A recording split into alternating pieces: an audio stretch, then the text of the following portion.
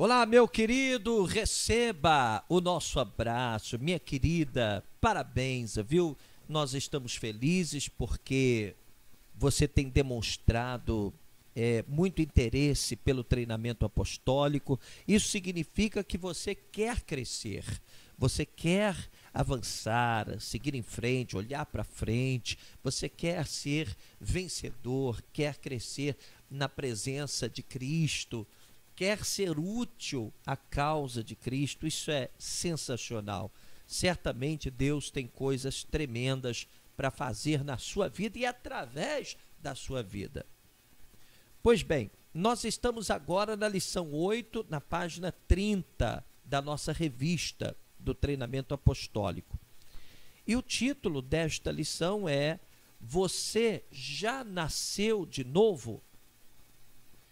Nós vamos, nesta lição, entender o que significa nascer de novo. Infelizmente, existem muitas pessoas que, embora estejam frequentando igreja, embora estejam muitas vezes cantando louvores e andando com Bíblia debaixo do braço, são pessoas que ainda não nasceram de novo. E você percebe claramente que não houve uma transformação, não houve uma mudança na vida dessas pessoas, nem mudança no comportamento delas, nem mudança de vida, no sentido de serem abençoadas por Deus.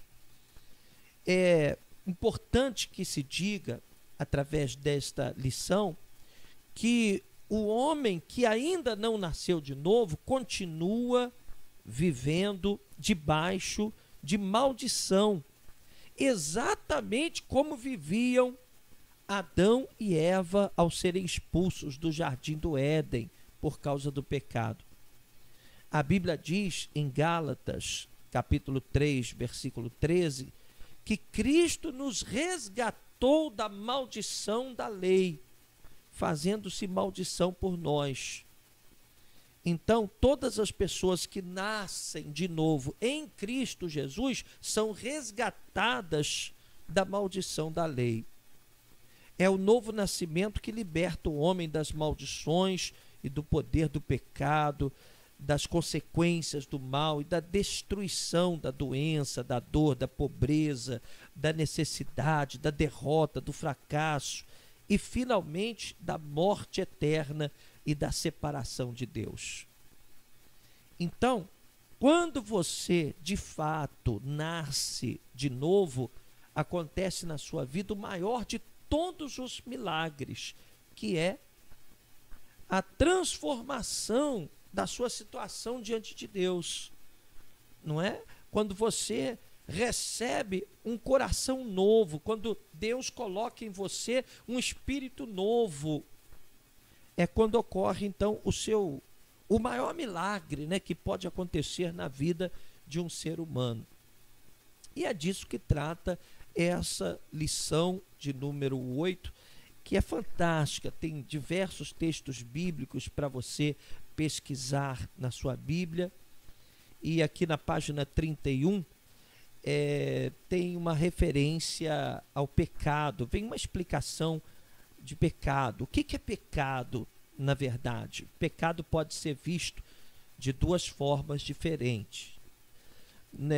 Num sentido mais amplo, é a condição em que nós nos encontramos diante de Deus, separados.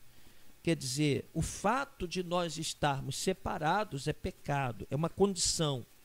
Todos nós somos pecadores porque todos nós estamos separados de Deus.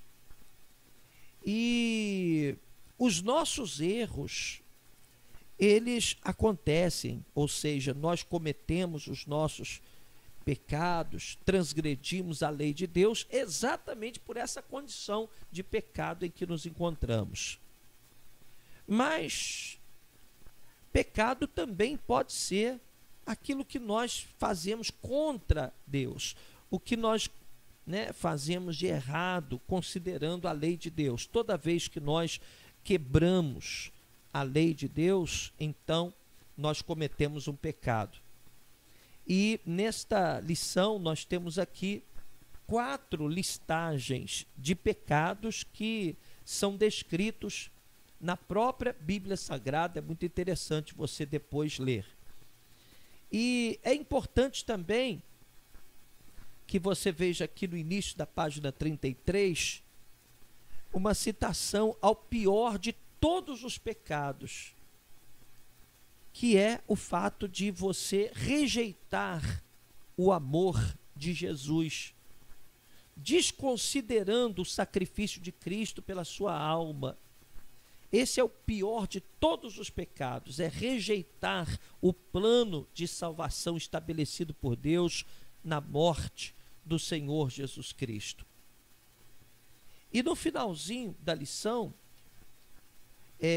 já na finalzinho da página 33, você vai encontrar uma citação da parábola de Jesus sobre o fariseu e o publicano. Essa parábola está em Lucas capítulo 18, muito interessante, porque Jesus conta essa parábola dizendo que havia certo fariseu que se sentia suficientemente religioso no seu modo de viver e achava que não tinha pecado algum. Não havia vergonha nem remorso naquele fariseu. E aí Jesus faz uma comparação com o publicano, que se colocou diante de Deus com humildade, reconhecendo o seu pecado, pedindo misericórdia de Deus.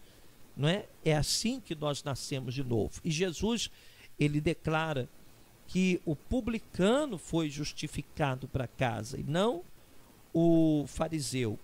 Só para você compreender, fariseu era membro de uma seita nos tempos de Jesus, uma seita judaica.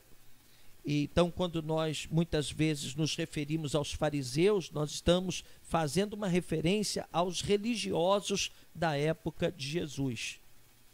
E o publicano era aquele que cobrava impostos nos tempos de Jesus para o imperador romano. Você sabe que na época toda aquela região era dominada por Roma. Então o publicano era o judeu que se prestava a cobrar impostos dos judeus para os romanos. E eles eram normalmente muito mal vistos por isso. Não eram pessoas queridas, não. E Jesus disse, olha, o publicano voltou para casa justificado. Por quê? Porque ele rasgou o seu coração. Ele se humilhou diante de Deus, reconhecendo que era pecador.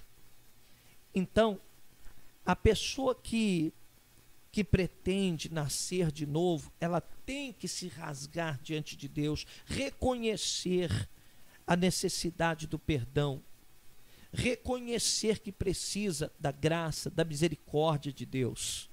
É disso que nós falamos nesta lição. Aquele que nasceu de novo é exatamente o que reconheceu a necessidade da misericórdia, do perdão divino e se prostrou diante de Deus. E aí ele nasce de novo. Ele tem um encontro verdadeiro com o Senhor Jesus. Ele já não tem mais prazer no pecado. Ele está agora próximo de Deus, porque ele foi aproximado pelo sangue do Senhor Jesus. Ele recebeu a justificação, ou seja, ele foi tornado justo aos olhos de Deus. Tudo isso acontece quando uma pessoa de fato e de verdade nasce de novo. Tem muita gente aí dentro da igreja que bate no peito, não, porque eu sou fiel, eu sou dizimista, eu participo das reuniões de consagração, eu subo o monte para orar. Mas você vê pelas atitudes dessas pessoas que elas não nasceram de novo, não tiveram um verdadeiro encontro com Deus. E é disso que nós vamos tratar nessa lição de número 8. Nós vamos falar sobre o novo nascimento, o verdadeiro arrependimento, o verdadeiro reconhecimento de que somos pecadores e precisamos da graça, da misericórdia de Deus. Então vamos lá, vamos, pegar a revista, acompanhe com a sua Bíblia. Nós temos diversas passagens bíblicas para você anotar na sua Bíblia. Vai ser muito importante essa lição. Que Deus te abençoe rica e abundantemente.